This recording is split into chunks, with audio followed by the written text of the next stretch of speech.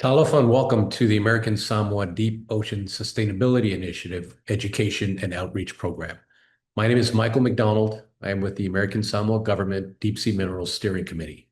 And today I will be sharing the first of a series of video interviews on matters relating to deep sea mining, with a focus and an emphasis on American Samoa. Our goal is to provide our local community with accurate, clear, and current information to inform a productive conversation around deep sea mining.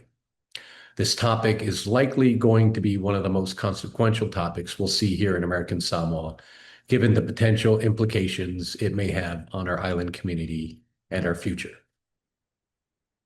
Now, today I had the opportunity to interview Thomas Luettke, a geoscientist from Germany and one of the lead authors of a recently published scientific study examining naturally occurring radioactivity in polymetallic nodules. Given the importance of this topic to our community, I wanted to go straight to the subject matter experts. That way you can hear directly from the researchers. Clear, factual information straight from the source with no spin or secondhand interpretation. So let's take a listen. Talofa, everyone, and welcome. Today we're joined by Thomas Luettke, a geoscientist from Germany and one of the lead authors of a recently published scientific study examining naturally occurring radioactivity in polymetallic nodules. Here in American Samoa, many people have questions about what these nodules are, whether they're safe to handle, and what it could mean if our port ever became a transshipment hub for these polymetallic nodules. Thomas, thank you very much for joining us today. Thanks for inviting me, Michael. Hi. Hi. Well, we'll go ahead and jump right into the questions, Thomas. Now, first off, let's start with the question everybody here is asking. When people hear the word radioactivity, they naturally become concerned. In simple terms, what did your study actually find? So natural radioactivity is basically all around us, and also in the rocks that are surrounding us. When you walk across the beach, sometimes the sand can have radioactive minerals as well. And so the polymetallic nodules from the deep sea floor also contain radioactivity, which is completely normal. However, as there's plans to exploit them in an industrial way, this radioactivity can become a topic that has to be addressed.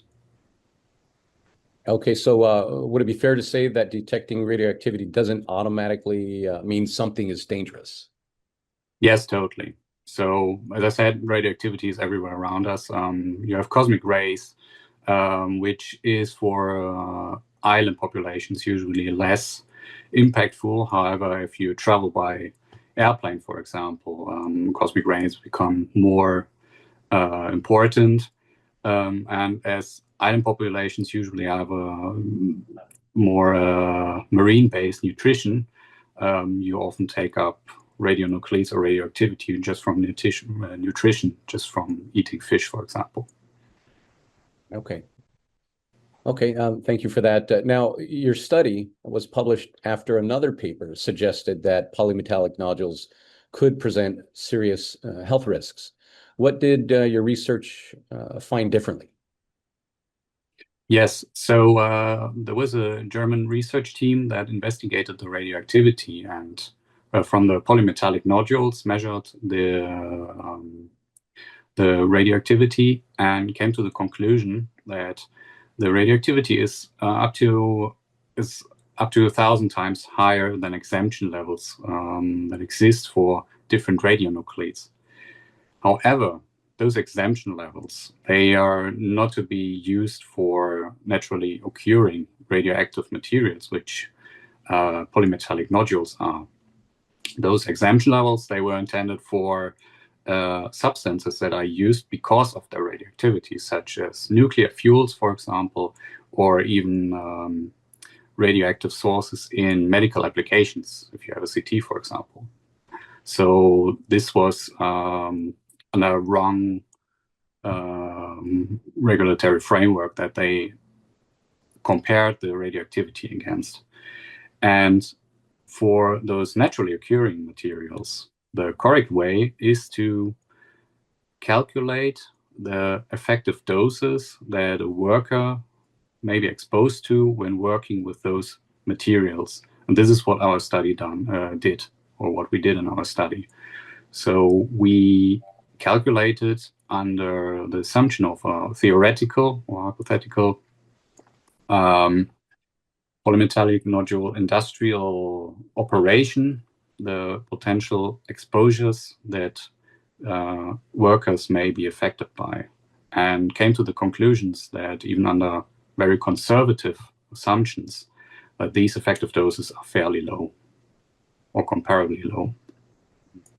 Okay, so going back to that other study, your concern wasn't necessarily with the measurements themselves, but how those measurements were interpreted.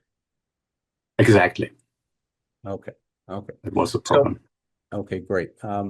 Now, let's make this relevant to American Samoa. I know you touched on this a little bit, but if our port was someday used simply as a transshipment hub with nodules unloaded temporarily, unloaded here and temporarily stored here, and then loaded onto another ship and then shipped off to the United States, for example, what kind of radiation exposure would port workers realistically experience? So realistically, our model suggests that the exposure to workers should be fairly below any threshold that would require any special measurements against any radiation sources. Right. And I believe, if I remember correctly, the exposures would remain below internationally accepted worker limits, for example. Exactly. So we have two important thresholds in internationally, which are internationally everywhere around the world equal, which would be 1 millisievert, from which or above which exposed workers would be, or workers would be declared as occupationally exposed to radiation, and then 20 millisieverts per year, which would be the maximum for workers. And our model suggests that a worker and a hub would be a transshipment hub, as you're suggesting, would be below the 1 millisievert threshold. Okay, and I believe you also noted in your studies that you took a very conservative approach to this, essentially adding some additional precautionary measures. Exactly. So we assume, for example, that a worker would be standing for 400 hours per year, 1 meter, at a distance of 1 meter from heaps of nodules, for example. And in reality, workers would be using machinery to move around nodules, for example. So this would already increase the distance and also add shielding from any radiation sources. Right.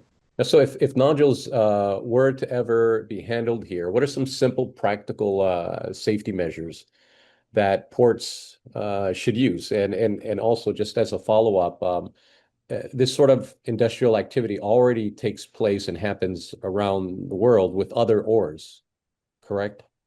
Yes, correctly.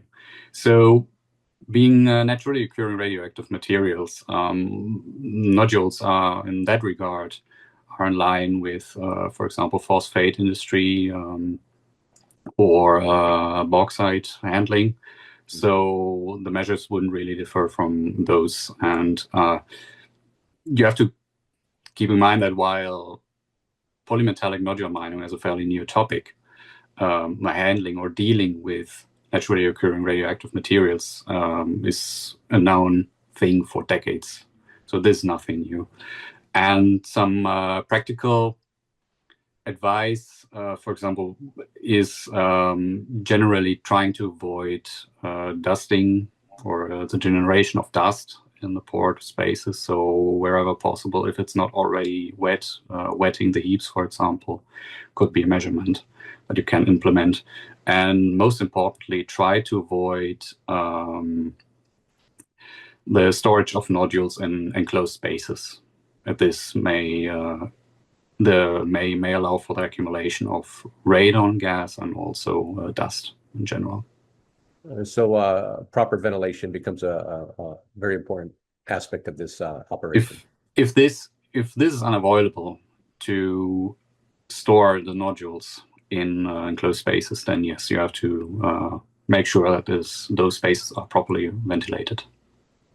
Okay, great. Thank you very much. So none of these sound, particularly unusual, these sort of safety and precautionary measures, given that industry in general has been taking these safety precautions for decades. Yes, totally correct. So in general, all those measurements that we suggest, you wouldn't really frame them against radiological protection, but as general worker safety. So dust protection, the general measurement that in bulk handling should be taken care of either way of what you're handling. So it sounds like standard PPE, personal protective equipment would be used, which we're pretty familiar with here. Okay. Yes, totally. Okay, great. Now, in addition to port workers, many people here aren't just thinking about the workers. They're thinking about their families. The villages, sit around the port. If someone lives near our port and we actually find ourselves, participating in this activity down the road, should they be worried about radiation exposure? So I totally understand the concern, as the word radiation carries quite a weight, especially to the public. However, I would say that you don't have to be worried about this. What I would suggest would be to carry out some measurements to see what is the situation before any nodules arrive. So you have a record of the situation before, and then as or when industrial exploitation should start and Pago Pago is used as a transshipment hub, then you can carry out those measurements again and see what changes and if it changes. And this, if you make this publicly available, this gives transparency towards the whole topic and helps a lot.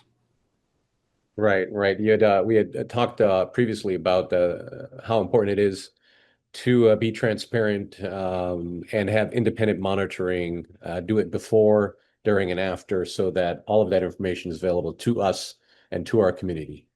Yes, and I would totally sign this approach, because there's nothing to hide regarding the nodules, and all it can create by this is assurance towards the public. Okay, great.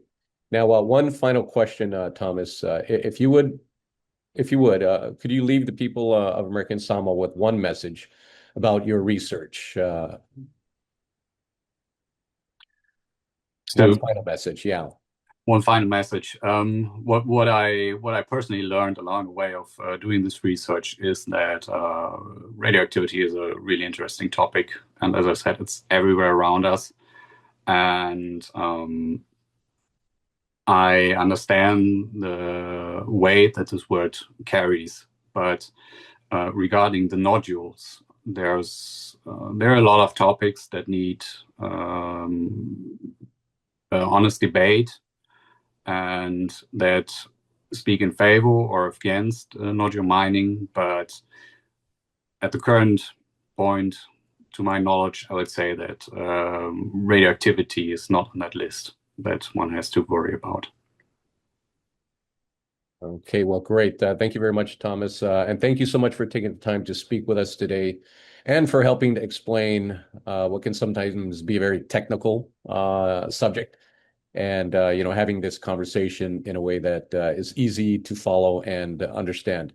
One thing that I'd like to add, for our viewing audience, especially here in American Samoa, is this is a reminder to us to remember that science helps us replace fear with facts. Whether someone supports or opposes deep sea mining, having accurate information allows us to have better and more productive and honest conversations so that we can make well-informed decisions. And to your final closing point there, Thomas, there are a lot of things that we still need to sort out and investigate when it comes to deep sea mining.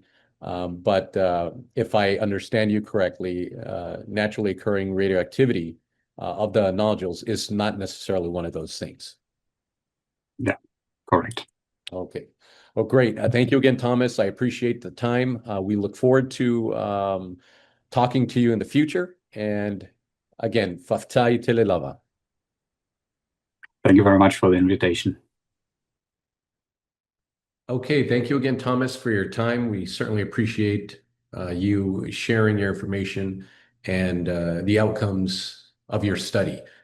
Now, this is going to be the first of many more video interviews that we hope to conduct regarding deep sea mining. Again, our goal here at the American Samoa Deep Ocean Sustainability Initiative Education and Outreach Program is to connect our community directly to people who are doing the work in the industry, whether that be government, academia, folks from the industry itself, and provide us with the specifics, the data, the facts, so that we can have an informed and productive conversation. Again, thank you very much for tuning in today. If you have any questions, feel free to reach out, and we will see you next time.